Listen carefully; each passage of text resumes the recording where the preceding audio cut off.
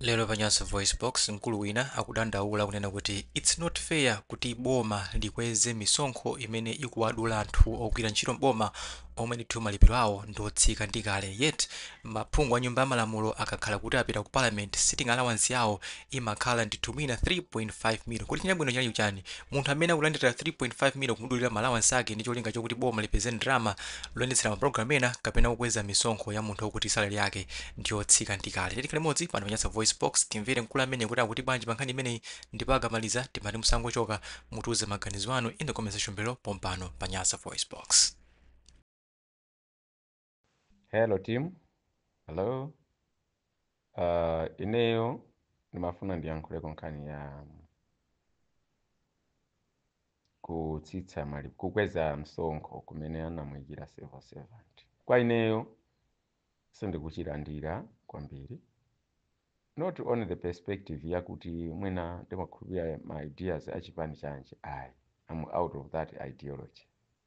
Komano ineyo ndikutengera kuti kodi anthu amene amagwira ntchito mboma amalendera ndalama zingati ndipo ndiopsinjika bwanji ndi mmene malipiro awo alili. Kunena moona mtima pena pake ifeyo ngati pa peji inoyo mwina timayenera kudziwa kunena kuti kodi Malawi muno ngati tikunena kuti ma civil servant achuluka kodi aphunzitsi amene tili nawo ndangati. Mwina department imene ndi anthu ambiri ogwira ntchito ndi aphunzitsi. Komano mutapita msukulu za primary mukapeza kunena kuti mukadali shortfall ndithu. Kusonyeza kuti kualemba ntchito aphunzitsiwo ndi kuti ndi njira ina yochepetsera mavuto amene ana athu akukumana nawo msukulu za primary.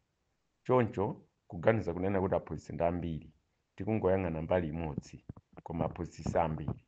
Mwina tikhoza malankhula zambiri ife kuti mwina sitinapite kukaona kuti msukulu za kumidzi muli zintchito zotani. Chachiwiri, solution ineyo imene ndimaona Malawi muno anthu andalama ngokhala anthu odzikonda kwambiri. Ine ndikupasani chitsanzo. Pakali panopa mutachita kafukufuku kuti kodi ku parliament Malawi asowa pano pakulandira ndalama zingati per day.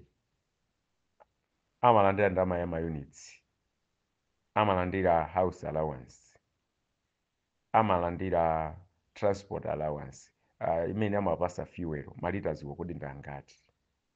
Kuchoka pamene popo malipiro awo ndi mamiliyoni angati.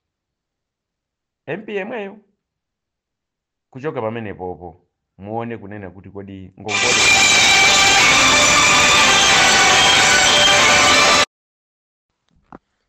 Once again, mkamuona mamiliyoni amene phungu akutenga asanandire malipiro ake ndi ndalama zambiri ko basi. Panopa ndalama imene MP sakudulidwa msonkho akakhala ku parliament ma allowance aja is about 3.5 million just in 10 days time. Nde munthu amene yuyu is getting all this 3.5 million pa tsiku pakali panopa is 350,000 an allowance, sitting allowance, just because he has just attended a parliamentary meeting. Kuchoka pamene popo munthu uyuyu amalandira ngongole pakali panopa is 100 chakuti ngati si 200 chakuti ngongole zimene akupasana. Kodi ziko lino ngati takhala kuti ndalama lilibe, iniyo mnyumba mwanu mulibe chokudya, do you think munthu atatu wabwera chakudya chanucho nchochepa chikuperewera kuti chikufikitseni nyengo ena yake mukhoza kutenga chakudya chimene chanu chimene chochepa chimene muli nacho chicha ndikulola ana anu mwalande kamene akanadya masana ndikuwauza kuti muzidya kamodzi pa tsiku then iniyo kutenga ndalama ija kumpasa munthu wina kuti akongole. I don't think it's fair. I don't and I believe that's not fair. So if you're ngati civil servant, let's be frank enough kunena kuti the government is becoming inconsiderate. How? Simungama pasane ndalama zambirimbiri, malipiro anu ambirimbiri okwera. And kukanakhala choncho kunena kuti they want to bring in cushion.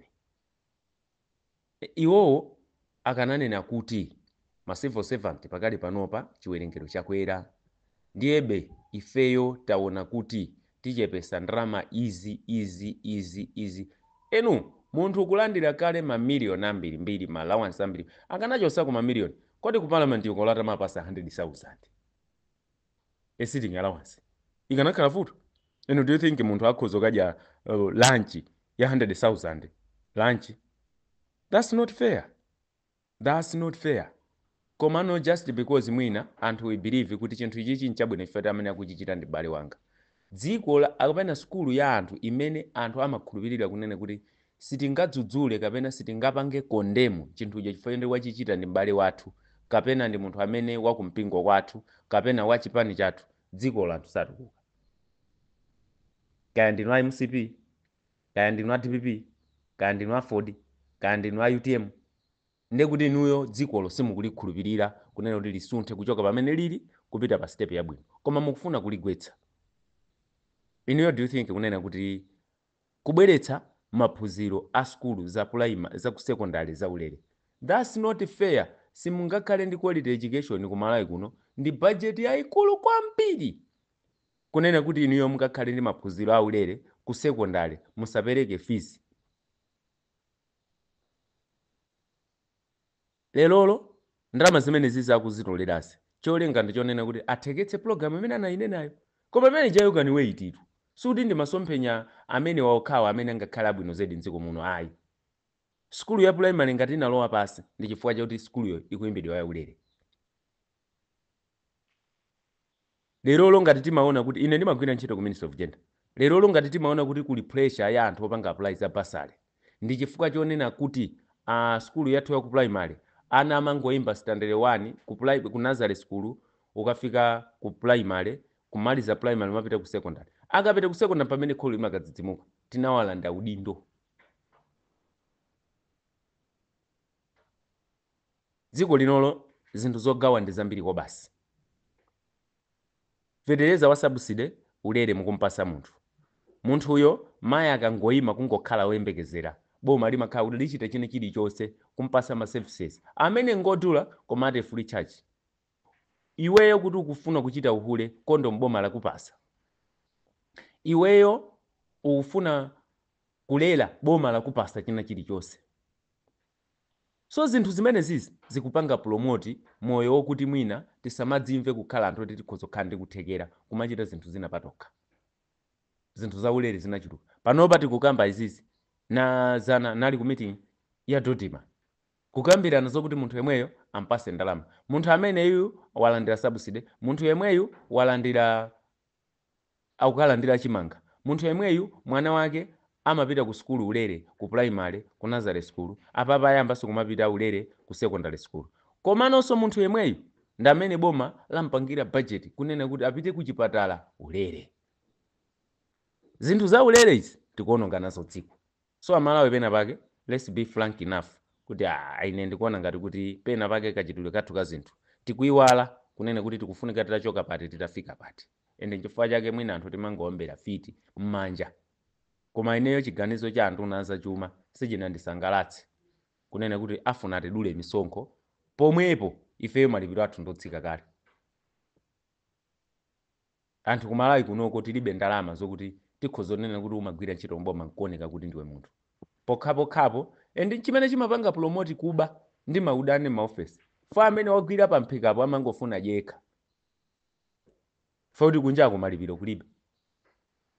So tiye tichoke pa maganizo oganiza kunena kuti tiziombera manja chifukwa chinthucho chikuchokera mu munthu amene ifeyo ndi wa bloko yathu. Ayi, bloko in terms mwina religion kapena party kapena tribe kapena chani whatsoever and whichsoever, that's not fair. So my colleagues, let's be frank enough and let's be patriotic.